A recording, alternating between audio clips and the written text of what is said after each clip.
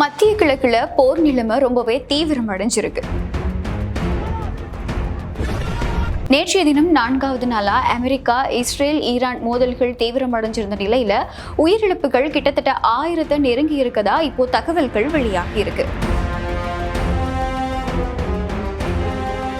மத்திய கிழக்கு போர் நிலைமை இப்போ எப்படி இருக்கு அப்படிங்கிறது தொடர்பா இந்த வீடியோல பார்க்கலாம்.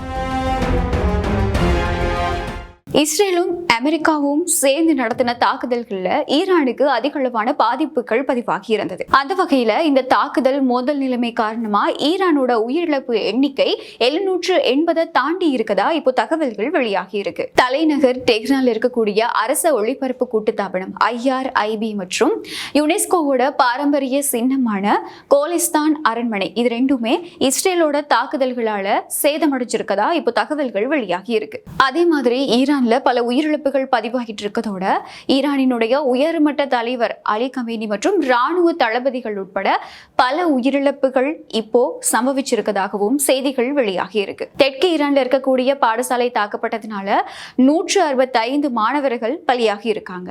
இதற்கெல்லாம் பதிலடியா ஈரான் ஹோர்மூஸ் நீரிணைய முடக்கி இருக்கு. இது மூலமா எண்ணெய் விநியோகம் அப்படிங்கிறது முடங்கி இருக்கிறதுனால பல நாடுகளுக்கான பொருளாதாரம் நெருக்கடி நிலைக்கு தள்ளப்பட்டிருக்கு.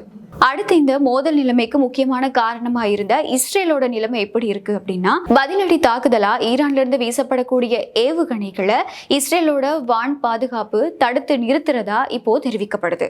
தலைநகர் டெல் அவிவ் உட்பட பல பகுதிகளில் நிறைய சேதங்கள் ஏற்பட்டிருக்கதாகவும் இப்போ தெரிவிக்கப்படுது.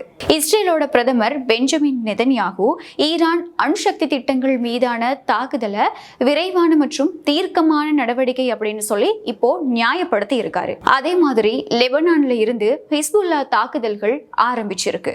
அமெரிக்கா, இஸ்ரேல், ஈரான் இந்த 3 நாடுகளுக்கு இடையில இருக்கக்கூடிய அதிகமான போர் பதட்டம் காரணமாக அதிக பாதிப்புகளை சந்திச்சிருக்கிறது இந்த மத்திய கிழக்குல இருக்கக்கூடிய நாடுகள். அந்த வகையில கட்டார்ல இருக்கக்கூடிய முக்கியமான ராணுவ தளமான அல் உதெய்த் ஏர்பேஸ் மீது ஏவுகணை தாக்குதல்கள் நடத்தப்பட்டிருக்கதா செய்திகள் வெளியாகி இருக்கு. குவைத், அதுக்கப்புறமா சவுதி அரேபியால இருக்கக்கூடிய அமெரிக்க தூதரகங்கள் எல்லாமே பாதுகாப்பு காரணமா இப்போ மூடப்பட்டிருக்கதாவும் சொல்லப்படுது. மிக முக்கியமா வாஷிங்டன் வளைகுடா நாடுகள்ல இருக்கக்கூடிய அமெரிக்க பிரஜைகள் உடனடியா வெளியேறணும் அப்படின்னு சொல்லி ஒரு அறிவுறுத்தலையும் விடுத்திருக்கு. மத்திய கிழக்கு நாடுகளை நோக்கி ஈரானோட தாக்குதல்கள் தீவிரப்படுத்தப்பட்டிருக்கக்கூடிய சந்தர்ப்பத்துல அமெரிக்கா தொடர்ந்தும் ஈரானுக்கு எச்சரிக்கை விடுத்துட்டு இருக்கு. அதுல மிக முக்கியமா அமெரிக்காவோட ராஜாங்க செயலாளர் மார்க்கோ ரூபியோ இன்னும் கடுமையான தாக்குதல்கள் வரும் அப்படின்னு சொல்லி கடுமையான ஒரு எச்சரிக்கையை விடுத்திருக்காரு. பாதுகாப்பு செயலாளர் ஈரானோட அணுசக்தி திட்டங்களை முறியடிப்பதுதான் எங்களோட முக்கியமான நோக்கம் அப்படிங்கிற ஒரு கருத்தையும் வெளியிட்டிருக்காரு. இந்த 3 நாடுகளுக்கு இடையில நடந்துகிட்டு இருக்கக்கூடிய இந்த போர் பதட்டம் காரணமா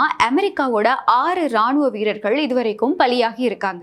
மத்திய கிழக்குல இருக்கக்கூடிய நிலைமை நாளுக்கு நாள் மிக மோசமடைந்து வருது. இந்த போர் நிலைமை பிராந்தியத்தை தாண்டி உலகளாவிய ரீதியில பொருளாதாரத்தையும் பாதுகாப்பு அமைப்புகளையும் பாதிக்கக்கூடிய அளவுக்கு இப்போ உருவாகி இருக்கு.